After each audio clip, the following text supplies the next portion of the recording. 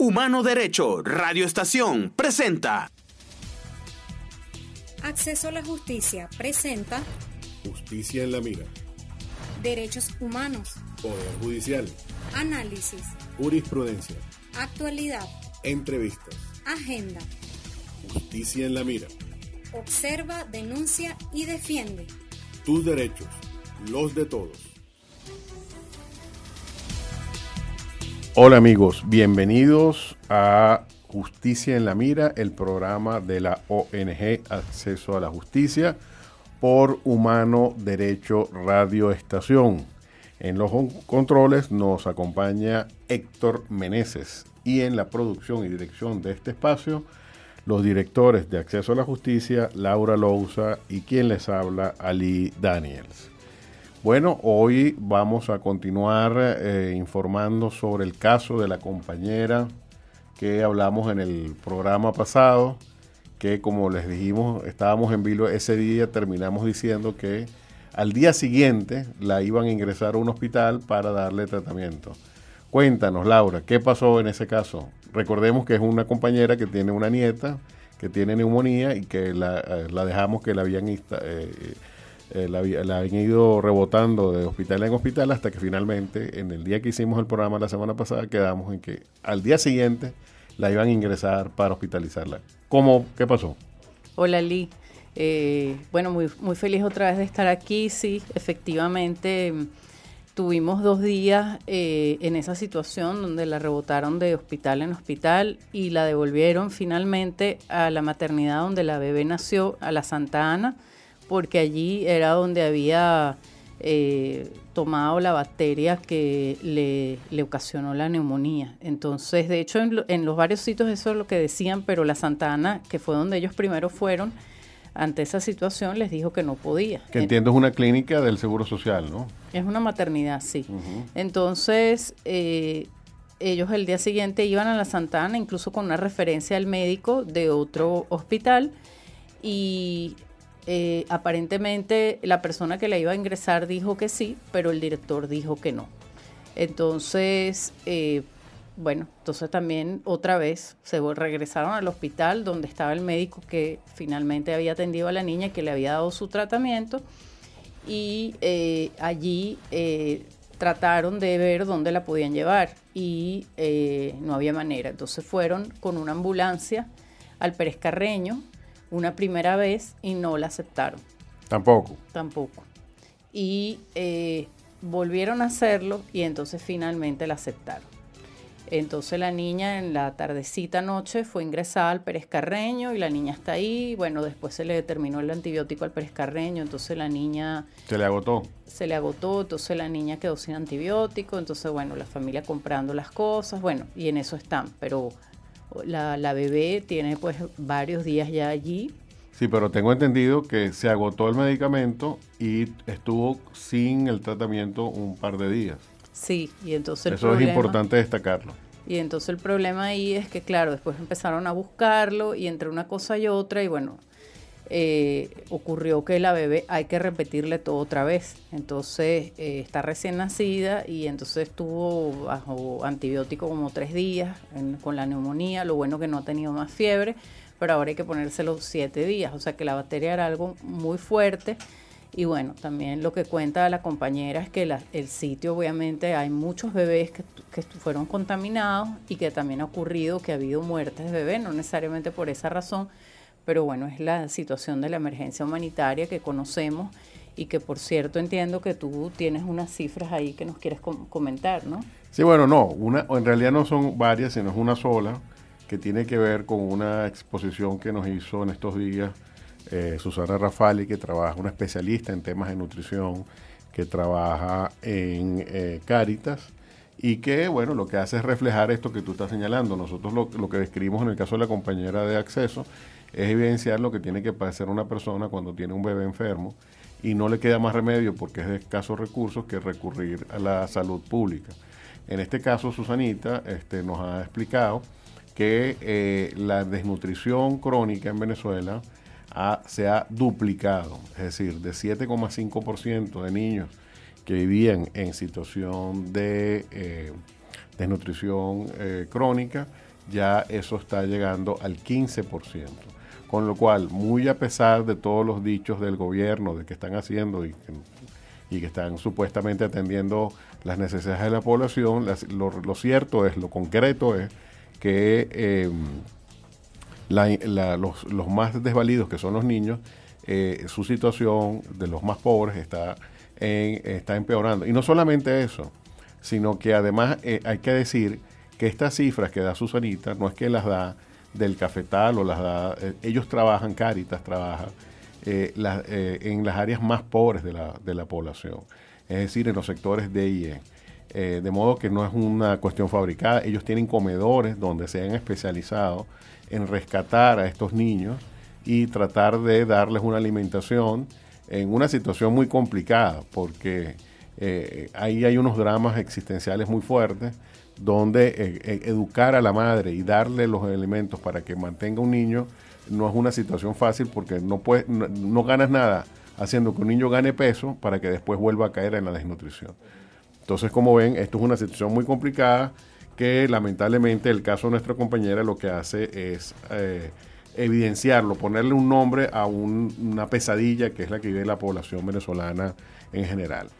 Y atendiendo a esta misma situación, nuestra asesora musical, la licenciada Chavarri, ha escogido una canción bellísima, un clásico de la música mexicana, de la tradicional música mexicana, que se llama La Llorona, pero esta vez en una interpretación hecha en francés, que de acuerdo con nuestra asesora en el idioma galo, nuestra directora, la doctora Laura Lousa, se llama Ophélie Roulier. Entonces, con ustedes, Ophélie con La Llorona.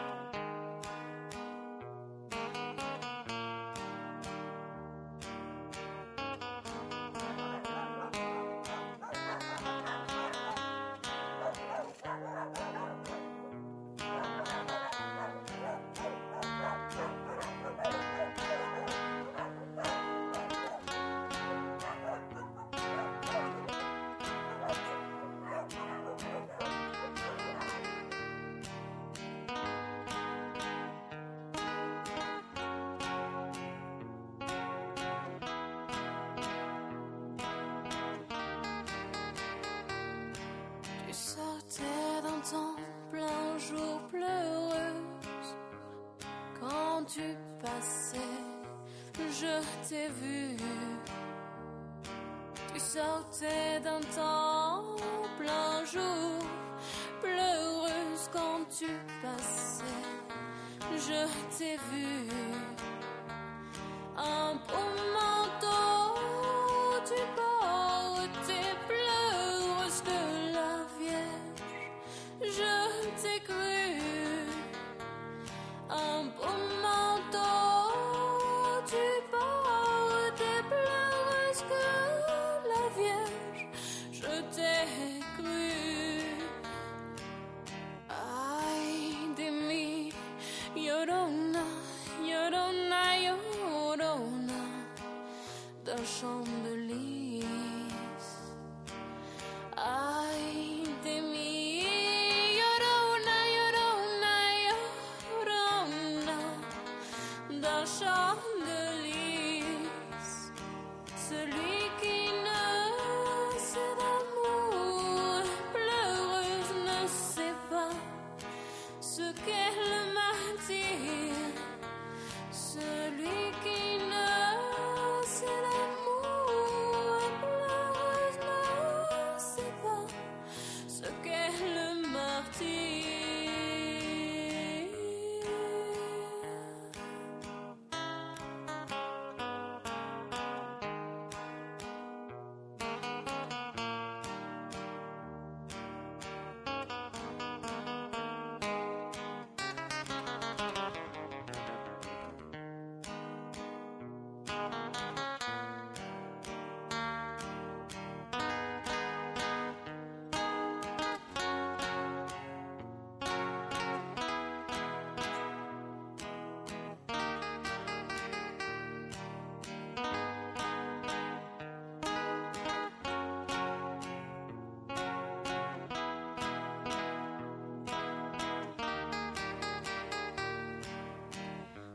ne sais que disent les fleurs, Yorona, les fleurs d'un champ sain.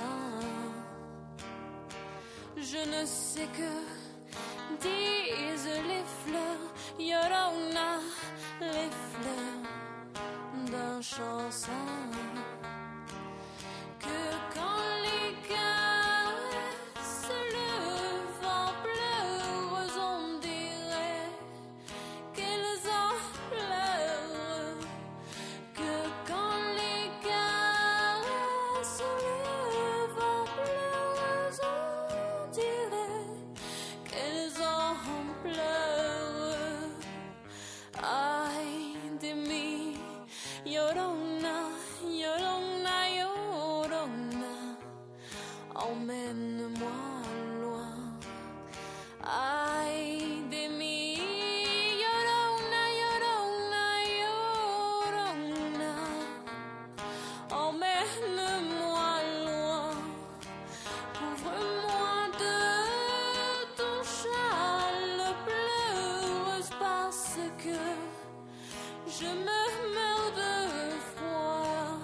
Couvre-moi de ton châle, pleureuse parce que je me meurs de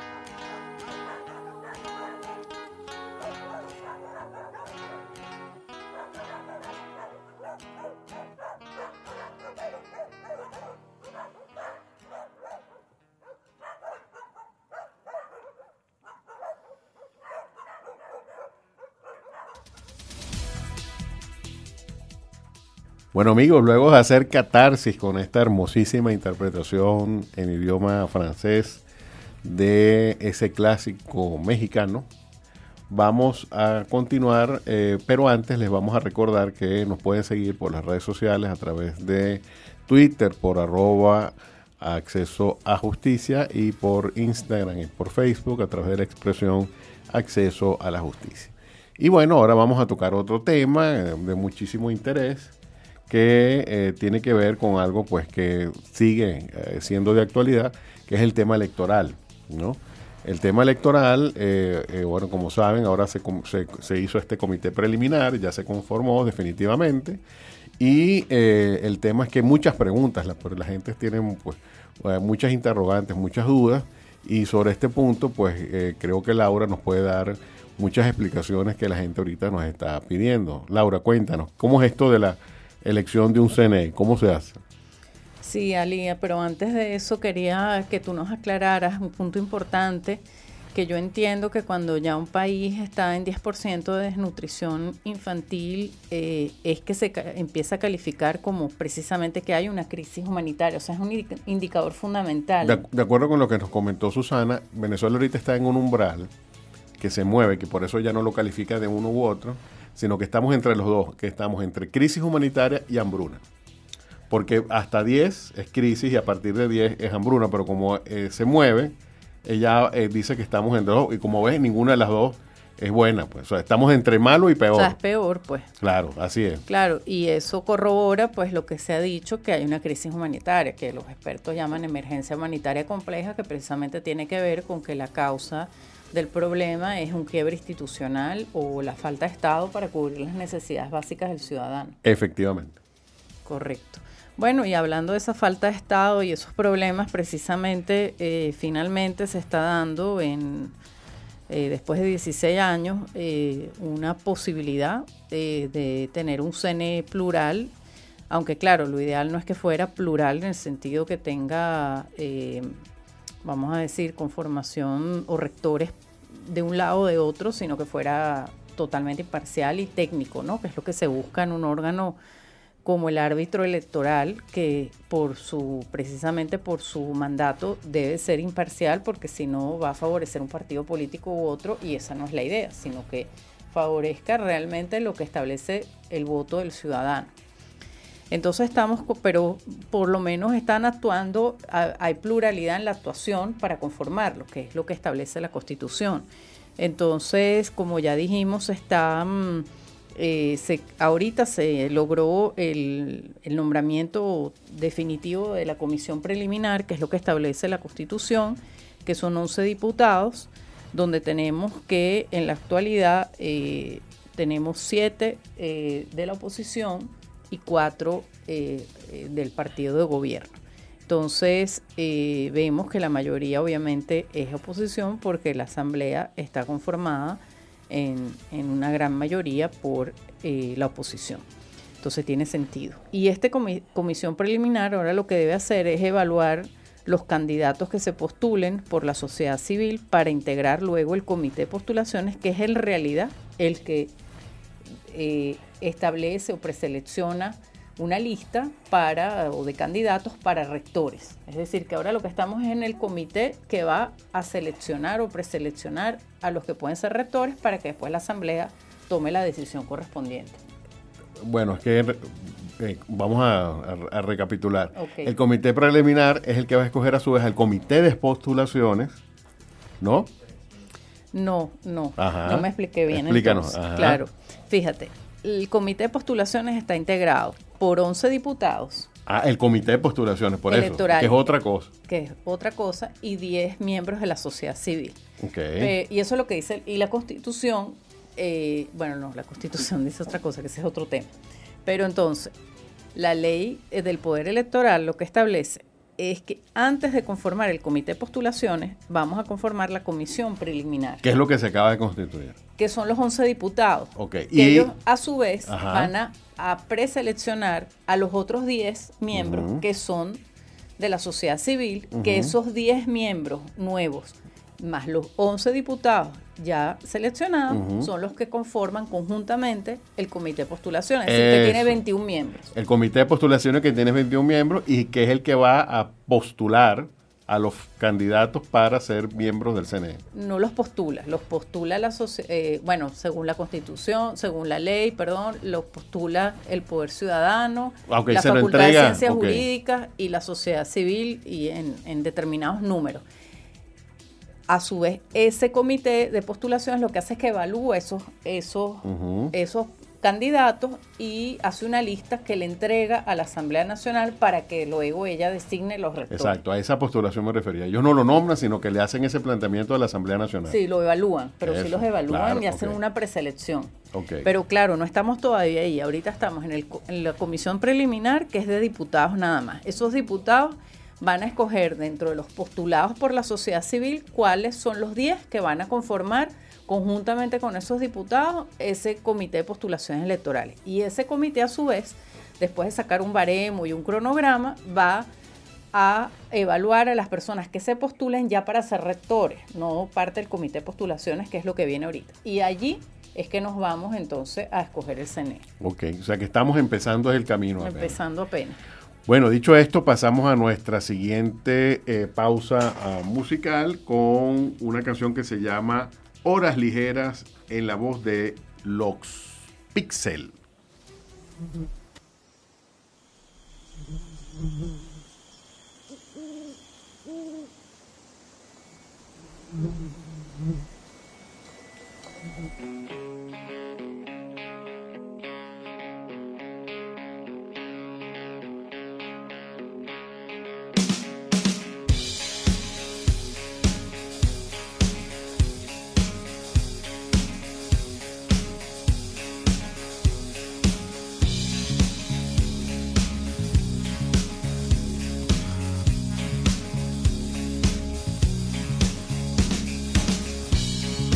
Horas ligeras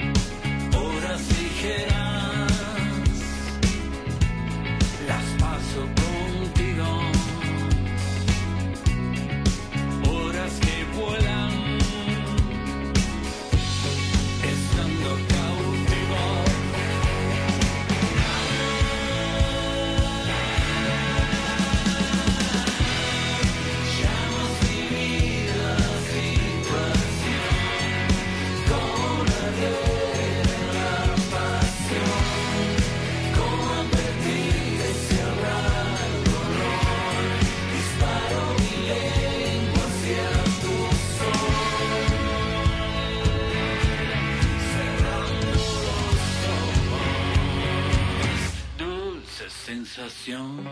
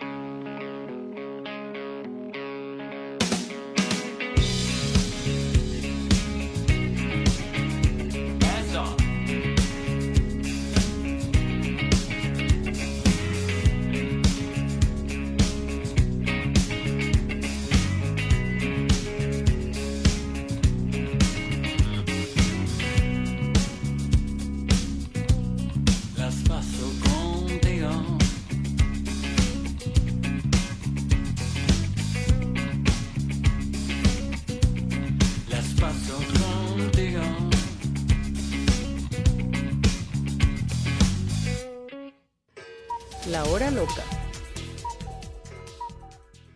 Bueno, amigos, en nuestra ahora nueva sección de La Hora Loca, que pensábamos que era una sección que iba a ser esporádica cada vez que saliera una locura, algo fuera de lo racional, pero que lamentablemente hemos estado consiguiendo material que nos está diciendo esto es permanente, la locura en Venezuela es permanente. Y de hecho teníamos un material para un caso preparado, diferente, y tuvimos que sustituirlo porque es que de verdad lo que ocurrió esta semana ya es una cosa que supera lo racional. Imagínense que yo me despierto un día y digo, mire, bueno, no sé, hoy como está lloviendo, yo voy a derogar el Código Civil, ¿no? Así, porque me parece. Y sin hablarlo con nadie, sin decírselo a nadie y tal, porque yo quiero. Bueno, algo más o menos así es lo que ocurrió con la sentencia número 334 de la Sala de Casación Civil, que además tiene otra locura, que es el hecho de que esa sentencia de la Sala Civil dijo que se avisó en agosto de este año, ¿no? Y un magistrado dijo, va a salir una sentencia revolucionaria con una tal, y resulta que todos nos quedamos esperando. Pasó agosto, pasó septiembre, pasó octubre, y esa sentencia no aparecía. Entonces resulta que finalmente esta sentencia se hizo pública luego de casi 3 meses, y donde se estableció un nuevo procedimiento civil. Dense cuenta que un código de procedimiento es una cosa muy compleja. El código de procedimiento actual es una cosa que tiene una evolución de más de un siglo.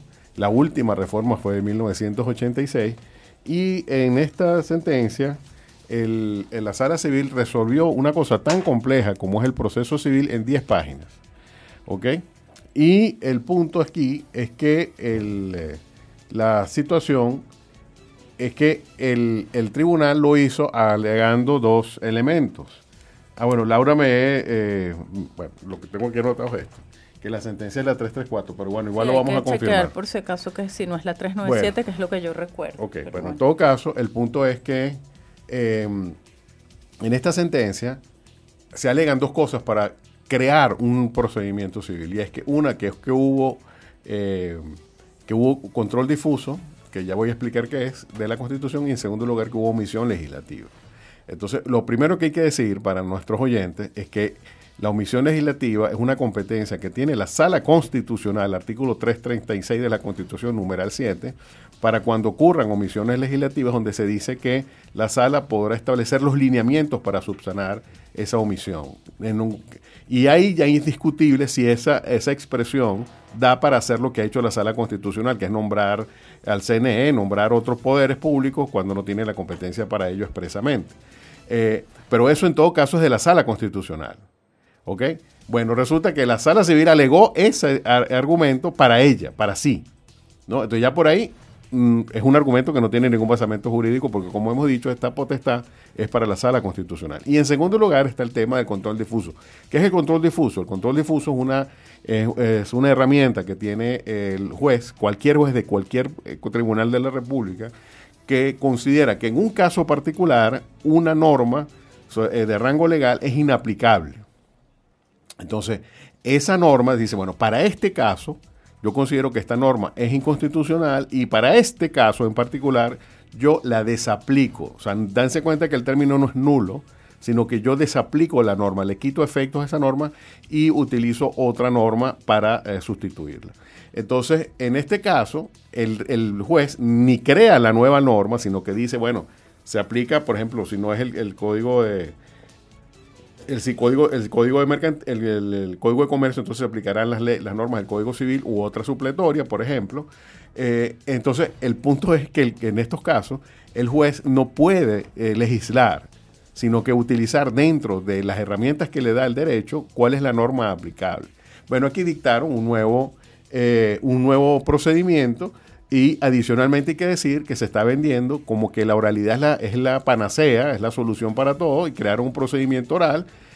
Además, hay que decir que el procedimiento oral no es cierto que sea la panacea, porque tenemos casos de juicios que ya existen en Venezuela de procedimiento oral, donde el retardo procesal sigue siendo exactamente el mismo o peor, como es el caso de la jurisdicción penal, donde hay audiencia y sin embargo hay un retardo procesal importante, porque el tema de que haya retardo procesal o no es por la oralidad, es por el número de jueces, es por las estructuras, es por el número de causas que se llevan, etcétera, etcétera. Es un montón de elementos que hay que considerar y no solamente es el tema de la oralidad.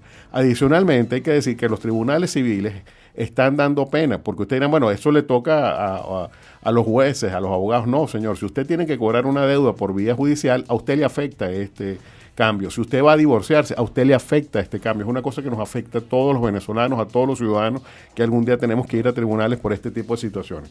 Y adicionalmente hay que decir que los tribunales civiles, donde no hay papel, donde no hay toner, donde no hay luz, donde no hay internet, ahora se quieren imponer una serie de cosas que no existen, como por ejemplo las salas de juicio. Ningún tribunal civil hoy tiene salas de juicio. Ningún tribunal tiene modos de hacer recogida de datos de las audiencias, es decir, que se graben las audiencias y se puedan tener en formato electromagnético. No se tiene. Y imagínense, no tienen para imprimir, ahora van a tener una sala de audiencia.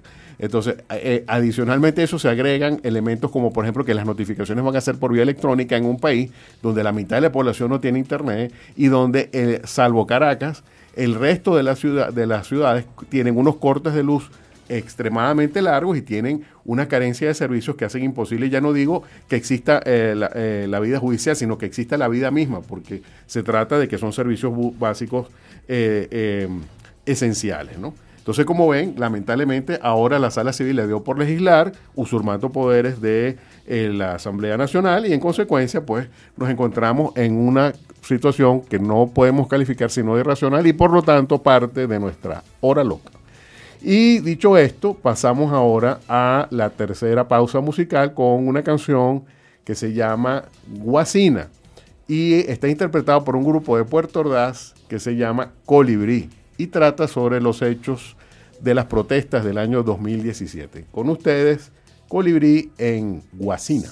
Every gun that is made, every warship launched, every rocket fired signifies, in the final sense, a theft from those who hunger and are not fed, those who are cold and are not clothed.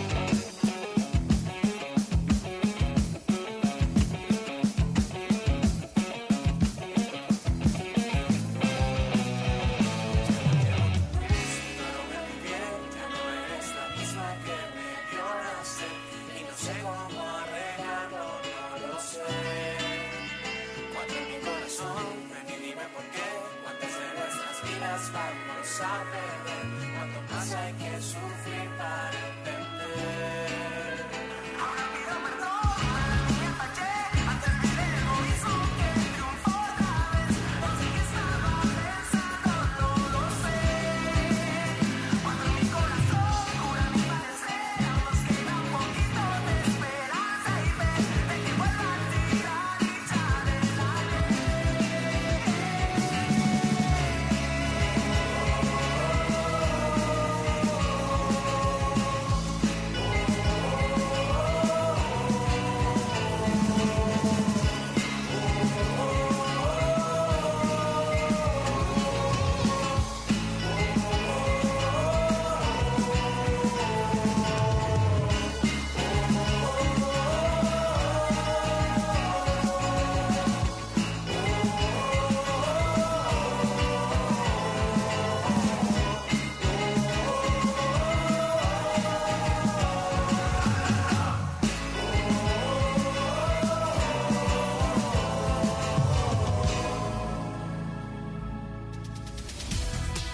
Diario Injusticia. Bueno, amigos, luego de escuchar a Colibrí, que por cierto, esta canción, aunque yo soy de Puerto Ordaz, no la escogí yo. Y una vez que le pregunté a la licenciada Chavarri dónde consiguió esa canción, simplemente dijo que la escogió porque le gustó. Entonces lo digo porque les sugiero que vean el video donde van a ver los excesos que cometió la Guardia Nacional allá en Puerto Ordaz, y donde, por ejemplo, hay una escena muy fuerte donde en una casa entra una bomba lacrimógena, ¿no? Lo cual es contrario al uso de este tipo de elementos, porque son para utilizarse en áreas públicas, en áreas abiertas, no en sitios cerrados. Entonces, uno de los excesos. Sin embargo, hay una escena que yo rescato donde un estudiante le da la mano a un guardia, donde ahí pues se ve una esperanza de un elemento de humanidad en un elemento represor tan fuerte como ha sido la Guardia Nacional en esta época, ¿no? Bueno, y ahora vamos con Diario Injusticia. Vamos a continuar ahora con el caso, un caso que nosotros siempre hablamos de sentencias en Diario Injusticia. Este es un caso que no tiene sentencia y ya van a ver por qué. Bueno, resulta que tenemos, como recordarán, en el año 2017 a una serie de alcaldes se le ordenó que tenían que controlar el orden público en las ciudades, y si no lo hacían, los presos iban a ser ellos, como en efecto ocurrió en alguna situación, ¿no? A pesar de que la situación de orden público que se dio en el año 2017 era competencia de los poderes nacionales, no de los alcaldes, de acuerdo con la ley, no es un tema que yo me inventé. Es la misma ley la que decía que cuando había temas de orden público por manifestaciones de tipo masivo, eso le correspondía era a la Guardia Nacional y a la Policía Estatal o Nacional. Y sin embargo, se echó la culpa fue a los alcaldes. Entonces, bueno, el punto es que efectivamente, algunos alcaldes fueron encarcelados, y hay un caso que es muy particular, que es el caso de Juan Pedro Lares, que no fue alcalde, y ahí viene el tema. El asunto es que fueron por el padre, que se llama Omar Lares, y que había sido alcalde de Ejido, en el municipio Campo Elías del estado Mérida. Entonces, como se estaba buscando al padre, al señor Omar Lares, para detenerlo, y fueron a su casa y no lo consiguieron, pues aquí viene el tema. El asunto es que, como sí consiguieron a Juan Pedro Lares, que es un joven de 23 años, que es hijo de este señor, en vez de detener al padre, que era el que estaban buscando, detuvieron al hijo. Y aquí viene el tema, que ya es una cosa que escapa y que es una absoluta injusticia, que es que además lo hicieron con una actitud un poco de mafia, ¿no? Un poco mafiosa. Es decir, le dijeron, nosotros liberamos a el muchacho si se entrega el padre. O sea, no tenemos nada, no hay ningún delito imputado contra el hijo, no vamos a llevarlo a juicio, pero simplemente lo vamos a mantener detenido como si fuera un rehén, un secuestro, y en este caso la palabra secuestro es válida porque se estaba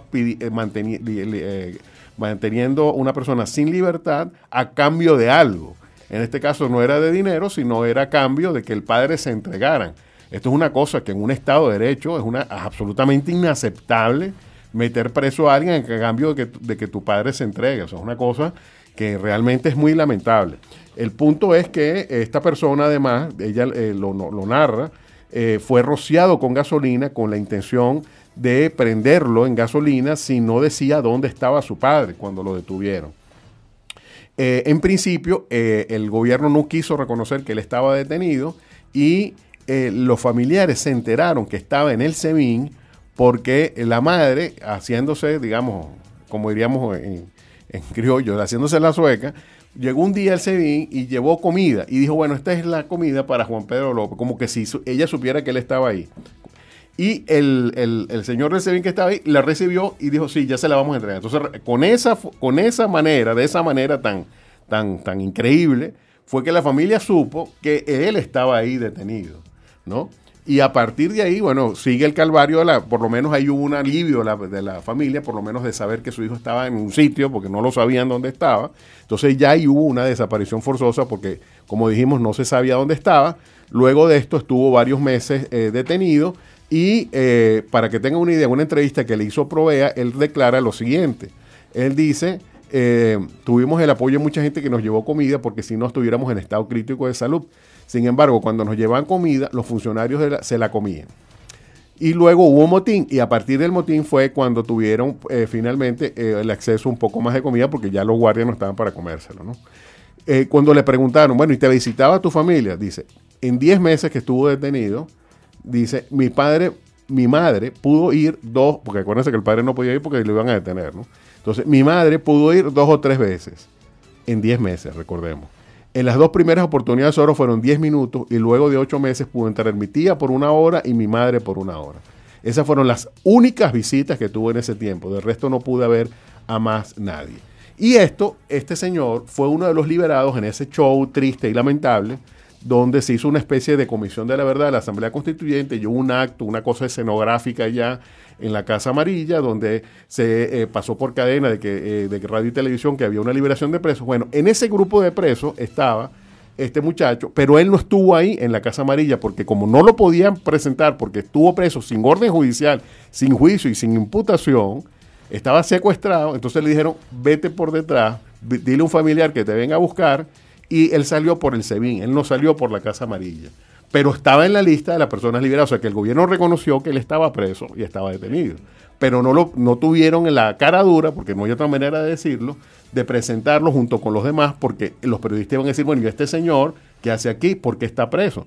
Y la respuesta iba a ser, no hay ningún juicio contra él, sino que lo tenemos preso porque queremos que el padre se entregue, ¿no? Entonces esto realmente ya es una cosa que clama al cielo de la injusticia, de lo que se puede llegar de crueldad, de tener una persona detenida, incomunicada, como ya vieron, solo 2 visitas de su madre en 10 meses, y desaparecido, con malos tratos y tortura, porque rociar a una persona con gasolina para que confiese dónde está su padre, eso es tortura, porque la tortura no solamente es causar un daño físico, sino una amenaza. En este caso, la amenaza de una persona prendida en gasolina creo que es lo suficientemente fuerte para decir esto es le puede causar un daño psicológico importante a la persona.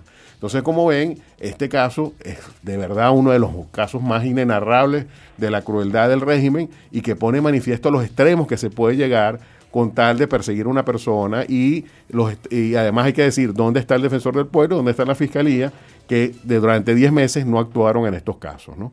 Entonces, lamentablemente hay que decir que esta persona pudo finalmente recuperar la libertad, pero a costa de estos terribles sufrimientos y además en una situación que no podemos calificar sino de infame. Y bueno, para calmar un poco los ánimos luego de esta triste experiencia que es narrar esta situación, vamos a la siguiente pausa musical con una canción que se llama Obstinados de la banda Sibelius con un señor que se llama One Shot. Es una canción excelente que narra esta idea que tiene el pueblo venezolano permanente de protesta y que es manifestada en esta canción que se llama Obstinado.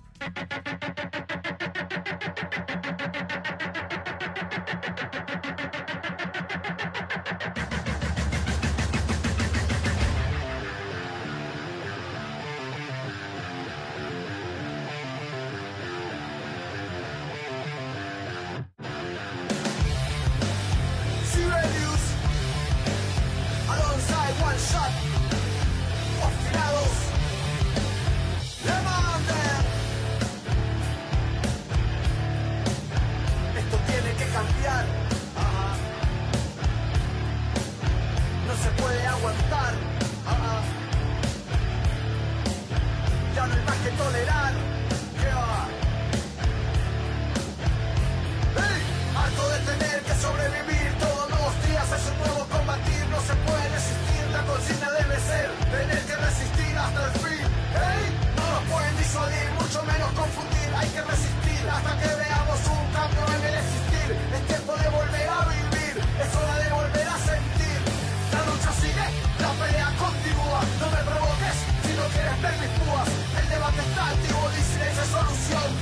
siento combativo, no existe más opción.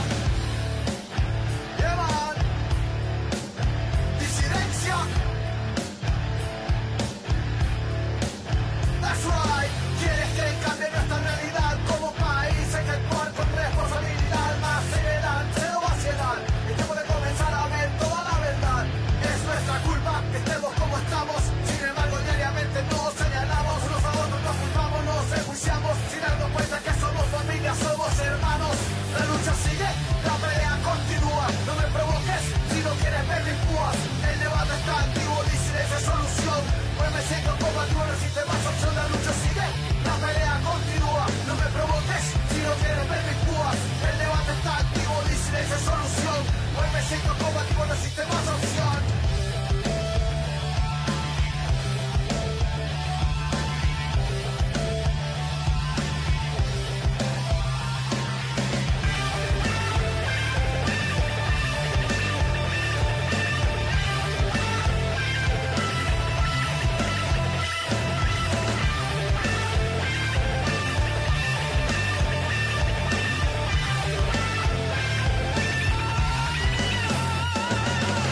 Sibelius, obstinados, one shot, obstinado, Venezuela, obstinada, la realidad. La lucha sigue, la pelea continúa. No me provoques si no quieres ver mis púas. El debate está activo, disidencia, solución. Pues me siento combativo, no existe más opción. La lucha sigue, la pelea continúa. No me provoques si no quieres ver mis púas. El debate está activo, disidencia, solución. Pues me siento combativo, no existe más opción. No existe más opción. A la calle, todo el mundo lleva.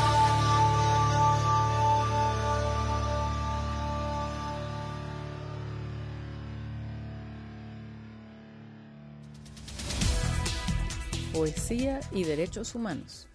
Bueno, amigos, y luego de escuchar a One Shot y a Sibelius en esta canción Protesta, que recuerda que el pueblo venezolano sigue de pie y que sigue protestando y que sigue diciendo que no está de acuerdo con lo que ocurre, cosa que sigue pasando, aunque no en las mismas proporciones que en los años anteriores, pero con el espíritu de protesta igual del Observatorio Venezolano de Conflictividad Social, refleja que en este año ha habido más protestas que en los años anteriores, con lo cual el hecho es que se ha cambiado la naturaleza de la protesta, porque ahora las protestas son por la falta de servicios públicos o por las deficiencias del Estado en la materia, y no por temas más de tipo político, pero la protesta continúa. Y esto es una cosa importante verlo, porque muchas veces pues caemos en el desánimo y pensamos que como no hay estas manifestaciones masivas, pues la gente no está protestando, y eso no es cierto. Bueno, dicho esto, vamos ahora con nuestra sección de Poesía y Derechos Humanos, y como siempre vamos en este caso a hacer alusión, vamos a pasar del artículo primero de la Declaración de Derechos Humanos que estuvimos hasta la semana pasada, y ahora vamos al artículo segundo de la Declaración Universal, que señala que toda persona tiene todos los derechos y libertades proclamados en esta declaración, sin distinción de raza, color, sexo, idioma, religión, opinión política o de cualquier otra índole. Y además señala esta disposición que no se hará distinción alguna fundada en condición política, jurídica o internacional del país o del territorio de cuya jurisdicción depende una persona, tanto si se trata de un Estado independiente como de un territorio que esté administrado por otro. Entonces, como ven, se trata de que todos tenemos los mismos derechos, que es derivado del artículo anterior, que es que todos los seres humanos somos iguales. Entonces, el artículo 2 lo que nos dice, bueno, visto que en el artículo anterior dijimos que todos los seres humanos somos iguales, entonces ahora yo digo que todos tenemos los mismos derechos. Y en razón de ello vamos a, en la hermosísima voz de nuestra directora Laura Louza, vamos a escuchar un poema de la poetisa nicaragüense Yoconda Belli, que vamos a escuchar a continuación. Sí, Eli, y eso es muy importante. Somos iguales frente al derecho, es decir, tenemos los mismos derechos. No es que necesariamente somos todos iguales, somos todos diferentes en buen sentido. Y eso es lo que resalta también esta hermosa poesía. Voy a leerla entonces a continuación. ¿Cómo decirte, hombre, que no te necesito? No puedo cantar a la liberación femenina si no te canto y te invito a descubrir liberaciones conmigo. No me gusta la gente que se engaña diciendo que el amor no es necesario. Témeles, yo le tiemblo. Hay tanto nuevo que aprender, hermosos cavernícolas que rescatar, nuevas maneras de amar que aún no hemos inventado. A nombre propio declaro que me gusta saberme mujer frente a un hombre que se sabe hombre, que sé de ciencia cierta que el amor es mejor que las multivitaminas, que la pareja humana es el principio inevitable de la vida, que por eso no quiero jamás liberarme del hombre. Lo amo, con todas sus debilidades, y me gusta compartir con su terquedad todo ese ancho mundo donde ambos nos somos imprescindibles. No quiero que me acusen de mujer tradicional, pero pueden acusarme tantas veces quieran de mujer.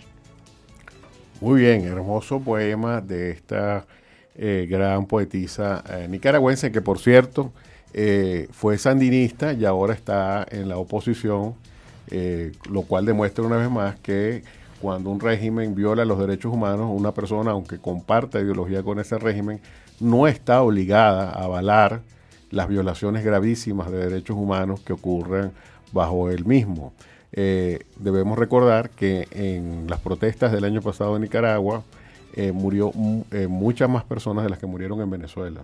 Eso en un país mucho más pequeño que el nuestro significa qué tan sangriento puede llegar a ser un régimen donde no se respetan los derechos humanos y donde, por ejemplo, es ilegal, hay que decirlo, tener una ONG de derechos humanos. Uno de los movimientos que hizo el gobierno de Ortega fue ilegalizar las ONGs y en este momento no existen ONG de derechos humanos nicaragüenses porque el régimen las ilegalizó. No entendemos cómo todavía algunos pueden llamar a este gobierno como una democracia cuando en realidad toma medidas de esta naturaleza y además reprime a su pueblo con la fiereza con la que el gobierno nicaragüense lo ha venido haciendo. Y bueno, dicho esto, pues también queremos recordarles que pueden bajar nuestro diccionario jurídico en la app de Google Play a través de la expresión acceso a la justicia. Ahí, por ejemplo, acabamos de incorporar la ley del Banco Central, que la pueden consultar cuando quieran y la pueden bajar completamente gratis, que apenas pesa unos 12 megas, que no prácticamente nada, y es completamente gratis. Bueno, y luego de estas reflexiones, pues pasamos ya a despedirnos y agradecer su valiosísima atención. Y los dejo en compañía de nuestra compañera Laura Luz. Sí, Ali, efectivamente en nuestra app pueden además conseguir la ley del poder electoral, que es la ley que regula este proceso, esperamos próximamente electoral, libre y democrático que viviremos con las parlamentarias. Bueno, también es bueno recordar nuestras redes sociales. @acceso a justicia en Twitter. Acceso a la Justicia en Instagram y en Facebook. Y también nos pueden ver en la página web www.accesoalajusticia.org. Nos despedimos y muchas gracias por escucharnos. Hasta la próxima. Acceso a la Justicia presentó Justicia en la mira. Observa, denuncia y defiende. Tus derechos, los de todos.